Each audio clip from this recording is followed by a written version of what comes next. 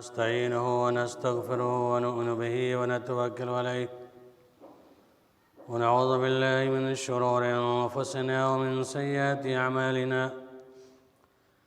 من يهده الله فلا مضل له ومن يضلل فلا هادي له وأشهد أن لا إله إلا الله وحده لا شريك له وأشهد أن محمدًا عبده ورسوله أما بعد فإن خير الحديث كتاب الله وخير الهدي هدي محمد صلى الله عليه وسلم وشر الأمور محدثاتها وكل محدثة بدعة وكل بدعة ضلالة وكل ضلالة في النار فأعوذ بالله من الشيطان الرجيم بسم الله الرحمن الرحيم يا أيها الناس اتقوا ربكم الذي خلقكم من نفس واحدة وخلق منها زوجها وبث منهما رجالا كثيرا ونساء واتقوا الله الذي تساءلون به والأرحام إن الله كان عليكم رقيبا يا أيها الذين آمنوا اتقوا الله حق تقاته ولا تموتن إلا وأنتم مسلمون يا أيها الذين آمنوا اتقوا الله وقولوا قولا سديدا يصلح لكم أعمالكم ويغفر لكم ذنوبكم ومن يطع الله ورسوله فقد فاز فوزا عظيما أعوذ بالله من الشيطان الرجيم بسم الله الرحمن الرحيم قاف والقرآن المجيد بل يعجبوا أن جاءهم منذر منهم وقال الكافرون هذا شيء عجيب أإذا متنا وكنا ترابا ذلك رجل بعيد قد علمنا ما تنقص الأرض منه وعندنا كتاب حفيظ بل كذبوا بالحق لما جاءهم فهم في أمر مريج أفلم ينظروا إلى السماء فوقهم كيف بنيناها وزيناها وما لها من فروج والأرض مددناها وألقينا فيها رواسي وأنبتنا فيها من كل زوج بهيج تبصرة وذكرى لكل عبد منيب ونزلنا من السماء ماء مباركا فأنبتنا به جنات وحب الحسيد والنخل باسقات لا تلع النضيد رزقا للعباد وأحيينا به بلدة ميتا كذلك الخروج كذبت قبلهم قوم نوح وأصحاب الرس وثمود وعاد وفرعون وإخوان لوط وأصحاب الأيكة وقوم التبع كل كذب رسلا فحق وعيد أفعينا بالخلق الأول بل هم في لبس من خلق جديد وقال الله تعالى في القرآن المجيد فانكحوا ما تاب لكم من النساء مثنى وثلاث ورباع तमाम किस्म की तारीफ़ात जुमला हम्द सना उस खालिक की कायनात मालिक अर्ज़ समा के लिए लायक और ज़िबा है कि जिसने हमारी तख्लीक़ फरमाई और हमारी हिदायत की खातिर बेशुमार अंबिया किराम का मबूस फरमाया। दुरूद सलाम है तमाम मर्ज़िदा अंबिया अलैहिस्सलात व तस्लीम पर, खुसूसियत के साथ हमारे आखिरी नबी हज़रत मोहम्मद मुस्तफ़ा सल्लल्लाहु अलैहि वसल्लम पर, जिनके ज़रिए हमें सही रहनुमाई मिली, एक उसूल और ज़ाब्ता मिला, ज़िंदगी क़ानून मिला, इस्लाम की रोशनी मिली, जहालत की तारीकी दूर हुई। इस मुख्तसर हम्द शुरे के बाद हम आप हज़रात की तवज्जो इस आयत करीमा की तरफ फेरना चाहते हैं जो खुद में सुनना सूरह क़ाफ की एक रुकू तिलावत के बाद पेश की गई। فَانْكِحُوا مَا طَابَ لَكُم مِّنَ النِّسَاءِ مَثْنَىٰ وَثُلَاثَ وَرُبَاعَ، تم نکاح کرو عورتوں سے 1 2 3 4 تک۔ اور گزشتہ جمعہ کے اندر میں نے آپ کے سامنے نکاح کے جو شرائط تھے اور کن کن صورتوں میں نکاح حرام ہوتے ہیں، حلت و حرمت کے مسئلوں کو بھی اجاگر کیا تھا اور شرعی نکاح کے طریقوں کو بتایا تھا۔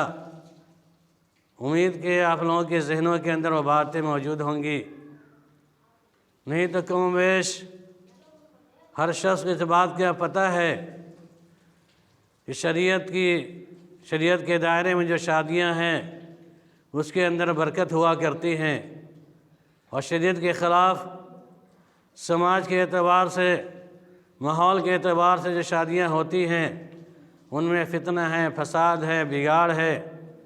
کیونکہ انتخاب کے سلسلے میں بھی اللہ کے نبی صلی اللہ علیہ وسلم نے جو پیمانہ بتایا ہے اس کو میں نے بیان کیا تھا، دینداری کی بنیاد پر ترجیح دینا ہے۔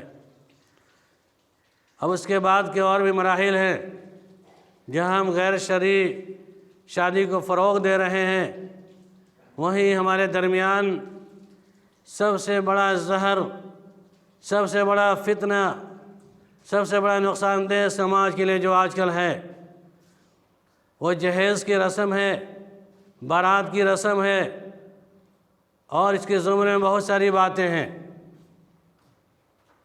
یہ جہیز ایسا زہر ہے جس کے اندر یا جس کو ہر کس ناکس کو پینا پڑ رہا ہے۔ جہیز کی رسم ایسی ہے جو امت مسلمہ کی بیٹیوں کو یا امت مسلمہ کی بیٹیوں کے حسین خواب کو چکنا چور کیا جاتا ہے۔ جہیز کی رسم ایسی ہے جس قوم کی ملت کی بیٹیوں کو اپنے خودکشی کرنے پر مجبور کیا جا رہا ہے۔ یہ جہیز کی رسم ایسی خطرناک رسم ہے جو بن بیاہی لڑکیاں اپنے گھر میں ماں کی شکل اختیار کر رہی ہے۔ یہ جہیز کی رسم اتنی خطرناک ہو چکی ہے کہ ہماری بہنیں آج اپنے سوسائٹی کے اندر شادی نہ ہونے کی بنیاد پر غیر مسلم اقوام کے ساتھ فرار ہو کر شادیاں کرنے پر مجبور ہو رہی ہیں۔ آخر اس کا ذمہ دار کون ہوگا؟ جو ہماری بہنیں عزت و ناموس کی ذمہ داریاں لے کر گھروں میں بیٹھی ہوتی ہیں، نہیں جہیز کے لالچی درندوں نے اتنا ظلم و ستم ڈھانا شروع کر دیا، طرح طرح کی فرمائشیں شروع کر دی ہیں کہ آج لڑکیوں کی زندگیاں تباہ و برباد ہو رہی ہے، اور جیسے بجائے اپنے یا تو خودکشی کرنے میں مجبور ہوتی ہے یا نہیں تو شادی نہ ہونے کی صورت پر غیر اقوام کے ساتھ فرار ہو رہی ہے۔ یہ سوچنے کی ضرورت ہے اور سمجھنے کی ضرورت ہے کہ آخر ہم اس جہیز کی رسم و رواج کو اتنی اہمیت کیوں دے رہے ہیں؟ اسے خطرناک نتائج آج سماج کو کیوں جھیلنا پڑ رہا ہے؟ ہماری بہنیں اپنی عزت کو نیلام کیوں کر رہی ہیں؟ جب تک اس منہج پر، جب تک اس پیمانے پر یا جب تک اس نقطے پر ہم فکر نہیں کریں گے اور اس کو چھوڑنے کا عہد نہیں کریں گے، یقین جان لیجئے کہ ایسے ہی اس سے پہلے بھی خطرناک دور گزرے ہیں اور اس کے بعد بھی خطرناک دور آنے والا ہے۔ اس فتنے کی آزمائش میں مبتلا ہونا پڑے گا اور ہو رہی ہیں۔ سوال پیدا ہوتا ہے کہ جہیز جو لوگ لیتے ہیں اور دیتے ہیں، میں نے کہا تھا اس کے ہیلے اور بہانے بھی ہیں، اور اسی موضوع کا سامنے رکھنے کی کوشش کروں گا۔ جہیز لینے والے اور دینے والے دونوں مجرم اللہ کے نزدیک۔ جو لوگ جبراً یا ظلماً مال کا مطالبہ کرتے ہیں، یقین جانیے کو مال نہیں، یہ اکل حرام ہے، باطل طریقے سے اس مال کو کھانا ہے۔ رب العالمین نے منع کیا، یا ایھا الذین آمنوا لا تبطلوا لا تاکلوا اموالکم بینکم بالباطل، اے لوگوں جو ایمان لائے ہو باطل طریقے سے مالوں کو مت کھایا کرو۔ جو گویا کہ جو لوگ بھی جہیز کی فرمائشی کرتے ہیں یا تلک کی فرمائش کرتے ہیں یا پیسے کی فرمائش کرتے ہیں، گویا کہ وہ لیتے ہیں لڑکی والوں سے ظلم و زیادتی کر کے، یقیناً اپنے پیٹ میں آگ کا انگارہ بھرتے ہیں۔ رب العالمین کی اس آیت کے پیش نظر یہ لوگوں جو ایمان لائے ہو تم باطل طریقے سے مال کو مت کھاؤ، یہ اکل حرام ہے۔ اور اکل حرام کے کھانے کی بنیاد پر آپ کی دعائیں رائے گاہ چلی جائیں گی، آپ کی عبادتیں مفقود ہو جائیں گی، سوا ہو جائے قیامت کے دن۔ لہذا اس سے ہر شخص کو بچنے کی ضرورت ہے۔ اب رہا سوال کہ جو لوگ لیتے اور دیتے ہیں دونوں کے اپنے اپنے دلائل ہوا کرتے ہیں۔ جو لوگ دیتے ہیں ان کے بھی دلائل ہیں، اور ان کو اس دلیل کو، چاہے ان دلائل کو، ان دلائلوں میں سے سب سے بہتر اور بڑی دلیل جسے کہی جا سکتی ہے کہ وہ یہ ہے کہ اللہ کے نبی صلی اللہ علیہ وسلم نے حضرت فاطمہ رضی اللہ تعالیٰ عنہ کو جہیز دیا تھا۔ نعوذ باللہ من ذالک۔ اچھے پڑھے لکھے لوگوں کو میں نے کہتے ہوئے سنا، عام لوگوں کی باتیں چھوڑ دیجئے، علماء کرام کی زبان سے یہ باتیں سننے کو ملتی ہیں، اور یہ کہتا ہوا نظر آتا ہے ظالم کہ ہم جہیز دیتے ہیں کہ اللہ کے نبی صلی اللہ علیہ وسلم نے فاطمہ رضی اللہ تعالیٰ عنہ کو جہیز دیا تھا۔ یقین جانیے ایسے جھوٹے پر اللہ کی لعنت ہو، لعنت اللہ علی الکاذبین۔ یہ تو جھوٹ بکتا ہے ایسا آدمی، اور دوسرا یہ کہ اللہ کے نبی صلی اللہ علیہ وسلم پر اتنا بڑا الزام عائد کرتا ہے۔ سوال پیدا ہوتا ہے کہ اللہ کے نبی صلی اللہ علیہ وسلم نے فاطمہ کو کیوں دیا، اور فاطمہ کو آپ نے دیا تو اپنے اور تینوں بیٹیوں کو کیوں نہیں دیا، اور آپ نے تینوں بیٹیوں کو نہیں دیا فاطمہ کے سوا؟ تو نعوذ باللہ من ذالک، اللہ کے نبی صلی اللہ علیہ وسلم نے اپنے اولاد کے سامنے انصاف نہیں برتا، خیانتیں کی۔ اللہ کے نبی صلی اللہ علیہ وسلم اپنے اور بچوں کے ساتھ انصاف نہیں برتا۔ اتنا بڑا الزام کہ زبان پہ لاتے ہوئے شرم بھی نہیں آتی ہے۔ ذی علم کہلانے والے، اپنے آپ کو چوگا اور جبہ چڑھانے والے، اپنے آپ کو شرفا میں شمار کرانے والے، یہ زبان سے نکالتے ہوئے ذرا لحاظ بھی نہیں ہوتا، اور یہ دلیل پیش کر دینا کہ اللہ کے نبی صلی اللہ علیہ وسلم نے حضرت فاطمہ کو دیا تھا، اور تقیہ کو کیوں نصیب نہ ہو، سر بلندیاں حضرت نے فاطمہ کو دیا تھا جہیز میں۔ استغفر اللہ۔ وہ دلیل آپ دیکھیے اور استدلال دیکھیے۔ یقیناً حضرت فاطمہ رضی اللہ تعالیٰ عنہ کو اللہ کے نبی صلی اللہ علیہ وسلم نے تکیہ، چادر اور چکی آپ نے دیا تھا، اس کا انکار نہیں کر سکتے ہیں، لیکن دیکھنے کی نوعیت بھی ہے، سمجھنے کی نوعیت بھی ہونی چاہیے۔ اللہ کے نبی صلی اللہ علیہ وسلم نے حضرت فاطمہ کا نکاح حضرت علی سے کیا تو آپ نے کہا آتاہا مہر، یعنی کہ صداق، یعنی کہ تم مہر دیا کرو۔ یہ علی تمہارے پاس ہے مہر دینے کے لیے؟ حضرت علی رضی اللہ تعالیٰ نے کہتے ہیں اللہ کے نبی صلی اللہ علیہ وسلم میرے پاس کچھ نہیں ہے، میرے پاس کچھ نہیں ہے۔ تو اللہ کے نبی نے کہا کہ وہ درہم، وہ زرہ کدھر ہے، درع کا وہ زرہ کدھر ہے؟ وہ تیمی زرہ جسے آپ ڈھال بنا دیتے لڑائیوں کے اندر۔ تو آپ حضرت علی رضی اللہ تعالیٰ نے کہا اللہ کے رسول صلی اللہ علیہ وسلم میرے پاس وہ ہے گھر کے اندر، کہا لے کر کے آؤ۔ ابو داؤد شریف کی روایت ہے، کہا لے کر کے آؤ۔ چنانچہ اس زرہ کو حضرت علی رضی اللہ تعالیٰ عنہ لے کر کے آتے ہیں اور اللہ کے نبی صلی اللہ علیہ وسلم کے حوالے کرتے ہیں۔ تو اللہ کے نبی صلی اللہ علیہ وسلم نے کہا اسے بیچ دو، فروخت کرو۔ تو حضرت علی رضی اللہ تعالیٰ عنہ نے حضرت عثمان غنی رضی اللہ تعالیٰ عنہ سے اس زرہ کو فروخت کیا۔ اس کے بعد پیسہ لے کر کے درہم لے کے آتے ہیں، دینے کے بعد لے کر کے آ کر کے آپ صلی اللہ علیہ وسلم کے حوالے کر دیتے ہیں، اور آپ صلی اللہ علیہ وسلم نے حضرت بلال حبشی رضی اللہ تعالیٰ عنہ کو پیسہ دیتے ہیں، درہم دیتے ہیں، کہتے ہیں جاؤ اس کے لیے چادر اور تکیہ وغیرہ ذرا سمجھے آتے سامان زندگی جو کچھ خرید کے لے کے آؤ مختصر۔ چنانچہ اس طرح معاملہ ہوا۔ حضرت علی رضی اللہ تعالیٰ عنہ کا ہی بیچا ہوا زرہ تھا، جس کو آپ نے بیچ کر کے مہر کی ادائیگی اور ضروریاتی زندگی کے سامان کو خریدا گیا تھا۔ لہذا کوئی شخص اس سے استدلال کرتا ہے تو گویا کہ اللہ کے نبی صلی اللہ علیہ وسلم بہتان تراشی، الزام تراشی عائد کرتا۔ اس لیے آپ نے پھر اس کے بعد دوسرے نمبر مسئلہ یہ ہے کہ ان کی کفالت بھی اللہ کے نبی صلی اللہ علیہ وسلم نے کی تھی بچپنے سے، اور کفالت کرنے کے بعد ان چیزوں کو خرید کر کے کہا اپنے گھر میں حضرت علی کے گھر الگ متعین کیا اور آپ نے سامان رکھوایا اور جائے کہا کہ علی ادخل باہلک، تم اپنے اہل میں داخل ہو جاؤ۔ پھر آپ جاتے ہیں علی رضی اللہ تعالیٰ عنہ اور فاطمہ رضی اللہ تعالیٰ عنہ کے لیے دعائے خیر کر کے آتے ہیں۔ یہ ہے شادی علی اور فاطمہ کی شادی کا نظریہ۔ اس کے بعد یہ پہلی دلیل، ہیلا بہانہ تلاش کرنے والے لوگوں کے لیے دلیل اور ہیلا ہے ایک نمبر کا۔ اور دوسرا بہانہ یہ ہے، دوسرا ہیلا اور بہانہ یہ ہے، یہ لڑکی والوں کے بہانے کہ ہم کیوں نہیں دیں، اللہ کے نبی نے تو دیا تھا حضرت فاطمہ کو۔ اور دوسری دلیل یا دوسرا بہانہ یہ ہے، یہ کہتے ہیں ہم تو اپنے لڑکیوں کو ہم اپنے بطور تحفہ دیتے ہیں، بطور تحفہ ہم پیش کرتے ہیں، فرنیچر، پلنگ، جتنے بھی سامان ضروریات زندگی ہے ہم بطور تحفہ اور ہدیہ دیتے ہیں۔ گویا کہ جہیز کا دوسرا نام ہدیہ رکھ لیا ہے اپنے سے لوگوں نے۔ سوال پیدا ہوتا ہے ہدیہ کس کو کہتے ہیں؟ ہدیہ کیا ہے؟ ہدیہ یہ ہے کہ بطور غنیمت، یعنی کہ بطور خوشی ہدیہ دینے والا، تحفہ دینے والا اپنے آپ کو خوشی محسوس کرتے ہوئے کوئی چیز نکالا اور چپکے سے اس کے ہاتھ میں دے دیا، یہ قلم ہے، یہ خوشبو ہے، یہ کرتا ہے، یہ ڈنڈا ہے، جو یہ ایسا کچھ بھی ہے، یہ خوشی کی بنیاد پر۔ کیا جہیز کے اندر خوشی ہوتی ہے؟ جہیز کی فرمائشی الگ ہوتی ہے، اور دینے کے اندر بھی۔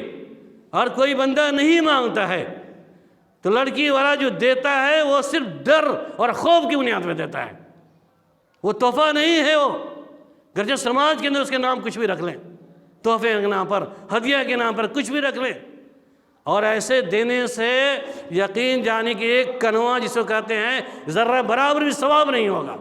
کوئی سے تحفہ کی تصور کر کے، ہدیہ تصور کر کے، تعویل کر کے جہیز کے پورے فرمائش کو پورا کرے، یا لڑکی کے رہنے سہنے کا پورا انتظام کر کے پورے گھر کو بھر دے اور کہے کہ میں تو تحفہ دے رہا ہوں، یقین جانیے اس تحفے کے اندر جو ثواب ہے جو اللہ کے نبی صلی اللہ علیہ وسلم اور صحابہ کرام دیا کرتے تھے، اور آپ جو تحفے کے نام پر جہیز کے سامان کو پورا کر رہے ہیں، اس میں ثواب نہیں ملنے کو ہے، یقیناً ایک ذرہ برابر بھی ثواب نہیں ملے گا۔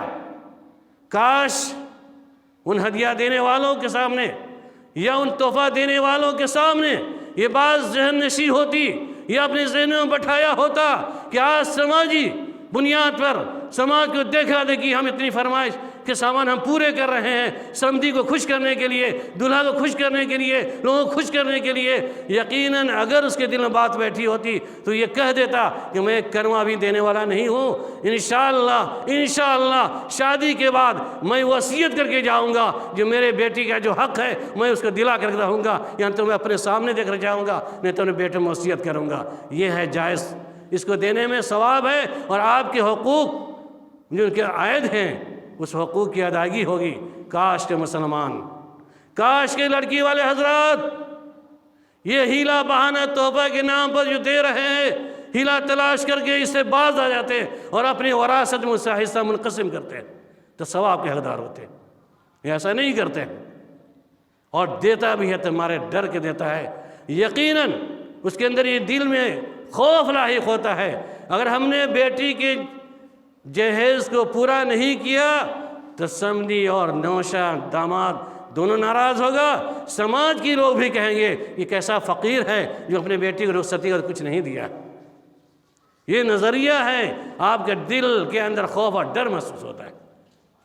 ڈر پیدا کرے اللہ سے کہ اگر ہم نہیں دیتے ہیں جو اس کا حق ہے لڑکیوں کا، وہ وراثت کا حق ہے، مال کے اندر تقسیم ہے کہ ہم جتنی بھی دولتیں اللہ رب العالمین نے ہمیں میسر کی ہیں اس میں سے اس کا حصہ متعین کر کے جائے۔ یقین اس ڈر سے، اللہ کے ڈر سے ان چیزوں کی نکالتے ہیں تو جہیز سے زیادہ بہتر اس کے لیے ذریعہ بنے گا، اس کو ادا کرنے کی ضرورت ہے۔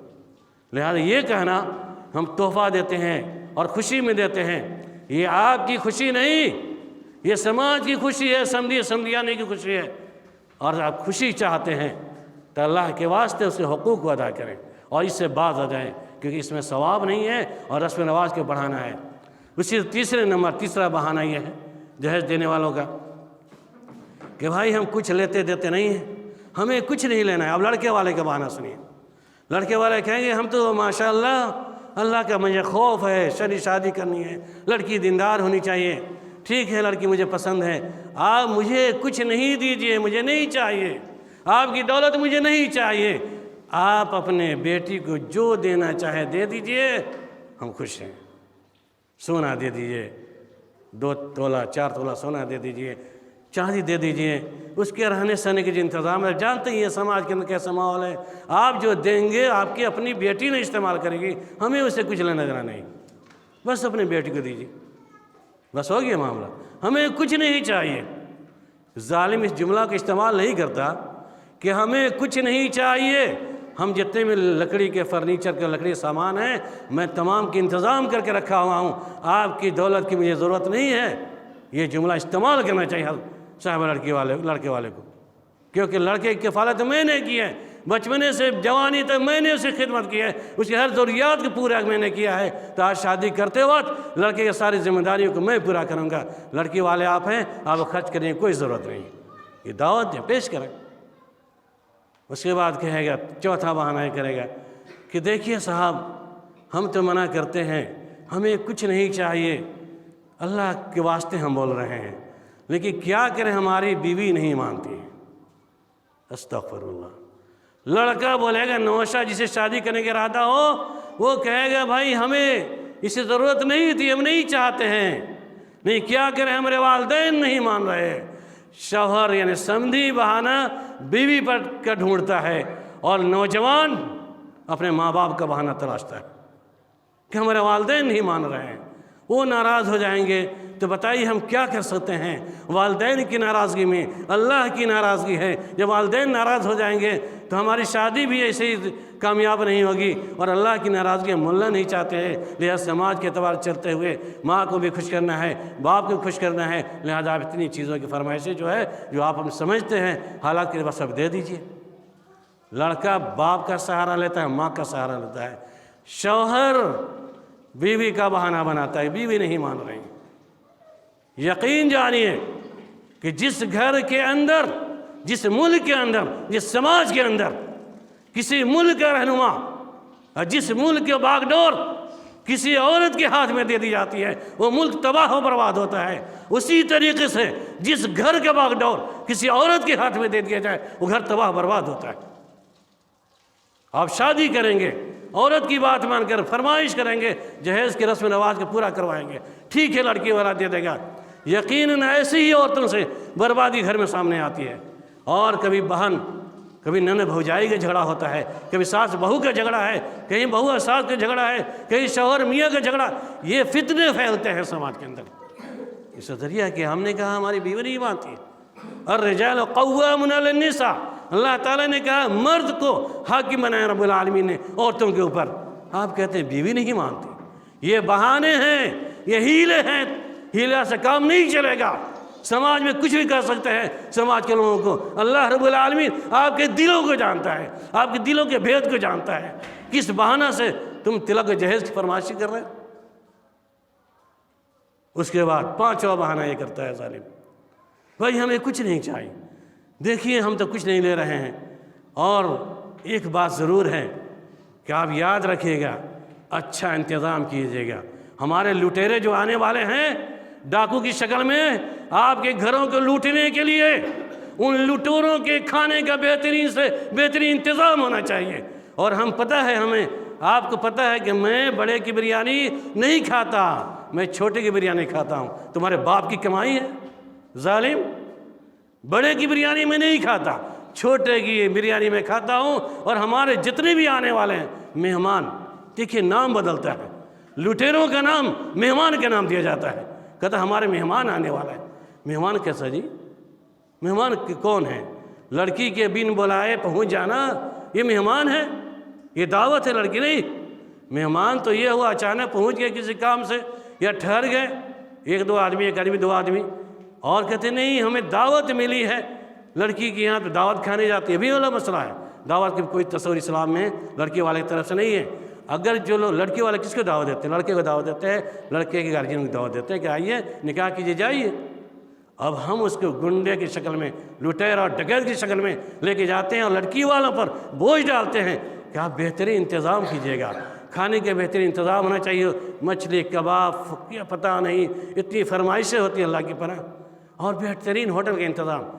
पता चले कि हमारे मेहमान जो पहुँचेंगे, शिकायत का मौका मुझे नहीं मिलना चाहिए कि मैं आपसे कुछ नहीं ले रहा हूँ, کم سے میرے مہمان کی عزت آپ کریں گے، آپ مہمان کی تعظیم کریں گے، اس لیے میں خوش ہو جاؤں گا۔ استغفر اللہ۔ یہ ہیلے ہیں، بہانے ہیں یہ سب۔ یقیناً بیائی نہیں نقشہ نظر آتا ہے، ویسے ہی نقشہ نظر آتا ہے جو پہلے کے زمانے کے اندر کوئی مالدار ہوتا، بڑا گھرانے کے آدمی ہوتا، 10 20 50 نوجوان آتے، آدمی لاٹھی ڈنڈوں کے ساتھ اور ڈکیت کی شکل میں اس کے مال و دولت کو لوٹ کر لے کے چلا جاتا تھا، یہاں تو اس کی عورتوں کو، بچوں کو اور لڑکیوں کو اٹھا کے چلا جاتا تھا۔ بیانی یہی شکل ہے، ڈکیتی کی شکل ہے، بارات کی شکل۔ کیونکہ بارات جو آتے ہیں لڑکے والے لے کر کے آتے ہیں، گنڈا گردی کرتے ہوئے، کھانے میں پریشان کرنا، سامان کے لیے پریشان کرنا، تانے تشریح دینا، اور اس کے بعد سارے سامان کو لاد کر کے گاڑی پر لاد کر لے کر چلا جاتا ہے، اور جانے کے بعد اس والدین کو سسکتا بلکتا ہوا چھوڑ کر چلا جاتا ہے ظالم۔ ذرا دل سے پوچھئے گا لڑکی والوں سے، جس نے اپنے لڑکی کی رخصتی کی ہوگی، اب اس کے دلوں کے اندر خوشی کا ماحول ہوتا ہے یا غمی کا ماحول ہوتا ہے؟ ایک تو 25 سالہ 20 سالہ اپنے ہاتھ سے پالے ہوئے نوجوان لڑکیوں کو اپنے گھر سے جدا کرتا ہے، زندگی اور محبت و پیار سے پوس کر کے جوان کر کے وہ دوسرے کے حوالے کرتا ہے۔ ایک بیٹی کی جانے کے جو صدمہ دل پہ ہوتا ہے اس وہ صبر کرتا ہے، ایک اس کے گھر سے سامان نکلتا ہے جو فرمائش کو پورا کرنے میں کوئی بندہ یا تو قرض لے کر کے پورا کرتا ہے یا نہیں تو بھیک مانگ کر کے پورا کرتا ہے۔ ایسا بھی دیکھنے کو ملتا ہے، لڑکی والے آتے ہیں سماج کے اندر اور کہتے ہیں میری لڑکی کی شادی ہے، لہذا مجھے چندہ دے دیجئے، لہذا میں نے یا لڑکے والوں نے اس کو چندہ کرنے میں مجبور کر دیا ہے۔ یقین رب العالمین سوال کرے گا تمہارا ہمدردی کہاں گئی تھی؟ ظالم بتاؤ کہ تم نے اس لڑکی والوں کو بھیک مانگنے میں مجبور کیوں کیا تھا؟ وہ لڑکی والا مجبور ہوتا ہے، وہ سماج کے طرف مجبور ہے، اللہ کو پکڑا ہوتا یہ مجبوری نہیں آتی، مارا کیا کرتا۔ لہذا کہنے کا مطلب یہ ہے کہ لڑکی کی جدائی کا جو عالم ہوتا ہے، پریشانی اسرت ہوتی دماغ کے اندر کہ میری لختے جگر میرے گھر سے نکل رہی ہے، اس کا سارا ساز سامان گھر سے چلا جاتا ہے، جو پہلے خریدا ہوتا ہے نظر پڑتی ہے، سامان کو دیکھتا ہوا نکلتا ہے، دل کے اندر چوٹ لگتی ہے، احساس کرتا ہے واقعی آیا کوئی لٹیرا لوٹ کر چلا گیا، لٹیرا آیا کوئی لوٹ کر چلا گیا۔ یہ ہم لٹیرے کی شکل میں جاتے ہیں۔ میرے بھائیوں بات تلخ ضرور ہے لیکن حقیقت یہی ہے کہ اسلام میں سے کوئی تصور نہیں ہے، اسلام میں سے کوئی تصور نہیں ہے۔ اور مال خرچ کرنا ہوتا، لڑکے کی ساری ضروریات کو پورا کرنے کا مسئلہ ہوتا تو وقت صدیق رضی اللہ تعالیٰ عنہ عائشہ کی شادی پورا کیے ہوتے، اللہ کے نبی صلی اللہ علیہ وسلم اب تمام بیٹیوں کو پورا کیے ہوتے، عبدالرحمن بن عوف رضی اللہ تعالیٰ عنہ بڑے صحابی ہیں، اپنے بہن کی شادی میں پورا کیے ہوتے، تمام صحابہ کرام کیے ہوتے، کوئی روایت نہیں ملتی ہے۔ اسے بارات کے بارے میں جو مذمت بیان کر رہا تھا، بارات کے بارے میں کہنا ہے کہ مہمان جاتے ہیں، یقیناً بارات آج کو اللہ نے مال دیا ہے، کہتے ہیں کچھ تو نہیں ہے بارات کا خرچ، بارات لے کے جاتے ہیں لوگ کھلانے، مسئلہ ہے لے کر کے آنا ہے، لڑکی کو ودا کرا کر آنا ہے، حفاظت کے لیے جاتے ہیں۔ اگر بارات جانے کی رسم یا بارات جانا سنت ہوتا تو عبدالرحمن بن عوف رضی اللہ تعالیٰ عنہ اپنے شادی میں لاکھوں کی تعداد میں بارات لے جاتے ہوتے تھے۔ اللہ کے نبی صلی اللہ علیہ وسلم نے پوچھا، اللہ کے نبی کو پتہ نہیں، بہرحال نہ بارات کا تصور ہے اور نہ جہیز کا تصور ہے اور نہ لڑکی کی دعوت دینے کا تصور۔ یاد رکھیے گا دعوت ولیمہ سنت ہے، دعوت بیاہ دعوت بھوج جس کو کہتے ہیں جائز نہیں۔ کارڈ بڑھتا ہے نا ہماری لڑکی کی شادی ہے آپ آئیے گا، کیوں بھائی کیوں دعوت دیجیے گا؟ ایسی دعوت قبول کرنے کی ضرورت ہی نہیں ہے۔ آپ انکار کریں کہ ہم لڑکی کی دعوت قبول نہیں کر رہے، الحمدللہ میں 25 سالوں سے عمل کر رہا ہوں، نہ لڑکی کی دعوت قبول کرنی ہے نہ بارات کی دعوت قبول کرنی ہے، اور نہ ایسے دعوت ولیمہ میں قبول کرتا ہوں جس میں شریعت کو پامال کیا جاتا۔ یقیناً یہ پامال کرنا ہے شریعت کو، لہذا دعوت کے نام پر اور آپ کے ساتھ کارڈ آتا ہے انکار کریں۔ ہم یہ سمجھتے ہیں کہ اگر ہم تمام لوگوں نے تہیہ کر لیا سماج کے اندر کہ نہ ہم دیں گے نہ لیں گے اور نہ یہ دعوت قبول کریں گے، شادی ہوگی انشاءاللہ ہوگی، اللہ نے جوڑا متعین کیا ہے، دینداری کو ترجیح دیں گے، دیندار لڑکا ہوگا دیندار لڑکی ہوگی، شریعت پہ شادی ہوگی، کوئی جھمیلا نہیں ہوگا۔ لیکن آج نخڑے ہمارے پاس بھی ہیں، لڑکا ہمارے پاس ہے نا تو لڑکی ہمیں یہ چاہیے، لڑکی خوبصورت ہونی چاہیے، لڑکی مالدار ٹھیک ہے، لمبی ہونی چاہیے، 5 فٹ 4 انچ 3 انچ کم نہیں ہونی چاہیے، تعلیم یافتہ ہونی چاہیے اور دیندار بھی ہونی چاہیے، خاندان بھی ملنی چاہیے، یعنی سارے شرائط۔ لڑکی والوں کے نخرہ یہ ہے کہ لڑکا بھی ہمارے خاندان سے ہونا چاہیے، ہماری برادری سے ہونا چاہیے، لڑکا کوئی نوکری پیشہ ہونا چاہیے، یا باہر سعودی کے اندر کما رہا ہو، ودیش ملکوں کے اندر، اس کے بعد پراپرٹی ہو، گھر دوار اچھا ہو، لڑکی اچھی ہو، بہت تلاشنے کے لیے لڑکی پڑھی لکھی ہو تو بہتر ہے، خوبصورت ہونی چاہیے، زیادہ تر خوبصورتی مسئلہ لٹکتا ہے۔ یہ نخرے ہیں، اللہ کے نبی میں نے بتایا تھا، انتخاب کرنے کی پیمانہ ہے وہ یہ نہیں ہے کہ لمبائی، خوبصورتی، مالداری، حسب نسب، خاندان، برادری، کوئی چیز نہیں ہے۔ فصل بذات دین، دینداری کو ترجیح دینا ہے، لہذا ہم تہیہ کریں اور اس عزم بالجزم کریں، نہ ہم گھروں کے اندر کا لڑکی کا مسئلہ ہو یا لڑکے کا مسئلہ ہو، ہم اس طرح کی شادیاں نہیں کریں گے۔ اور نوجوانوں سے گزارش ہوگی، اور آپ کو یہ ڈر ہے کہ میرے والدین ناراض ہو جائیں گے، یقین آپ اعلان کر دیجئے کہ ہم کنوارے رہنا پسند کر لیں گے لیکن رسم رواج کی پابندی نہیں کریں گے۔ اگر والدین گارجین ناراض ہوتے ہیں تو ان کو سمجھا سکتے ہیں اور وہاں پر بائیکاٹ کرنا، ناراضگی مول سکتے ہیں۔ دلیل آیت کی روشنی میں وَإِن جَاهَدَكَ لَا تُشْرِكْ مَا لَيْسَ بِهِ فَلَا تُطِعْهُمَا، اگر تو آپ کے گارجین ماں باپ شرک کی دعوت دیں، بدعت کی دعوت دیں، اس کی اتباع نہیں کریں، ان کی باتوں کو نہیں مانیں گے۔ لا طاعة لمخلوق فی معصیۃ الخالق، کسی مخلوق کے اطاعت جائز نہیں ہے، اللہ کی نافرمانی میں اللہ کی نافرمانی شامل ہو رہی ہے۔ آپ اعلان کر دیجئے کہ ہم شادی کریں گے، ہم اس گارجین کی بات نہیں مانیں گے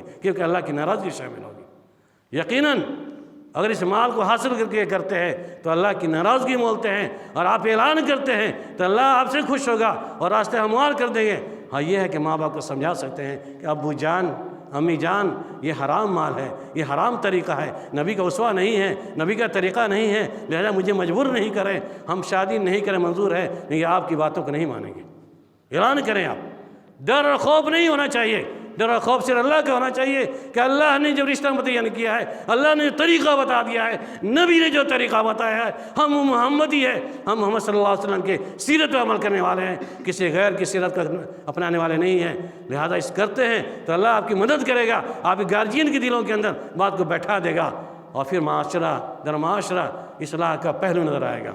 لہذا نوجوانوں کو اس میں آگے بڑھنے کی ضرورت ہے، اور میں بارہا کہتا ہوں کہ اس رسم رواج، بارات کی رسم ہو، رسم جہیز کی رسم ہو، یہ جتنے بھی خرافات ہیں، اس کو روکنے میں 3 آدمی کا بڑا رول ہے۔ 3 آدمی سدھر جائے کوئی بارات کی رسم نہیں نکلے گی، جہیز لینے والا کوئی نظر نہیں آئے گا۔ نمبر 1 مولوی، یہ مولوی، دوسرے نمبر پر گارجین، تیسرے نمبر پہ لڑکا، یہ لڑکی، تینوں تہیہ کر لے۔ مولوی اعلان کر دے سماج کے اندر کہ ہماری اس میں شمولیت نہیں ہوگی، ہم نکاح نہیں پڑھائیں گے، بارات نہیں جائیں، دیکھیں آدھا اثر پڑتا ہے۔ گارجین اعلان کر دے کہ بیٹا ناراض ہو جائے مطلب نہیں ہے، لیکن ہم شادی میں کچھ بھی نہیں کریں گے۔ وہ صرف لڑکن یہ لڑکی اعتراف کر لے کہ ہم کو نہیں لینا ہے، نہیں دینا ہے، اور تینوں اس بات پر عہد کر لیں، انشاءاللہ سماج کیا، پورا سماج نہیں، پورا ملک کا ملک سدھر جائے گا۔ نہیں، تینوں کے دل کے اندر کھوٹ ہے۔ مولوی چاہتا ہے چلو بھائی جب بھی نکاح پڑھانے کچھ پیسہ تو آ رہا ہے، آرام، بریانی تو مل رہی ہے، اس کو کیسے چھوڑ دیا جائے؟ نہیں پڑھائیں گے تو کل امام صاحب مسجد کے امام ہیں، نکاح نہیں پڑھائیں گے کل مسجد سے باہر کر دیے جائیں گے۔ اللہ کے واسطے، اللہ کے واسطے ان مولیوں کے ڈرنے کی ضرورت ہے۔ روزی کے مسئلہ اللہ کے حوالے ہے، متولی اور مسجد کے ذمہ داران یا مدرسے کے ذمہ دار کے پاس روزی کا مسئلہ نہیں ہے، لیکن ہمارے بہت مولوی ایسے ہیں 90% اس خوف سے نکاح پڑھانے چلے جاتے ہیں، فلاں صاحب اتنے امیر ہیں، نکاح نہیں پڑھائیں کیسے معاملہ ہوگا؟ اللہ کے واسطے توبہ کریں۔ رب العالمین، انسان تو کچھ نہیں بگاڑ سکتا ہے، رب العالمین پوچھے گا، سوال کرے گا کہ بتاؤ ظالم مولیوں، ہم نے تمہیں علم دیا تھا، لوگوں کی اصلاح کے لیے ہم نے علم کی دولت سے نوازا تھا، منکرات و نکیر کرنا تمہارا کام تھا، معروفات کا حکم دینا تمہارا کام تھا، تم نے غیر شرعی شادی میں شرکت کر کے تم نے منکرات و نکیر کیوں نہیں کی؟ کیوں تمہاری شمولیت ہوئی؟ کہاں جواب دے گا؟ کون سی دلیل ہے؟ غیر شرعی شادی کو ثابت کرنے کے لیے گارجین آپ سے بھی سوال ہوگا، نوجوانوں تم سے بھی سوال ہوگا کہ بتاؤ سماج کے اندر تم نے نبی کی اسوہ کے خلاف، صحابہ کی اسوہ کے خلاف تم نے شادیاں کیوں کر دی؟ کیا جواب ہوگا ہمارا رب کا؟ یہ تمام لوگوں کو سمجھنے کی ضرورت ہے، اور میری آواز جہاں تک جا رہی ہے جس ناحیے سے پہنچ جائے، میں ان علماء کرام سے خطاب کرنا چاہتا ہوں، سوال پوچھنا چاہتا ہوں کہ اللہ کے واسطے آپ برے فعل سے منکرات پر نکیر کرنے کی کوشش کریں، اور برے رسم و رواج کی پابندی سے محفوظ رہنے کی کوشش کریں۔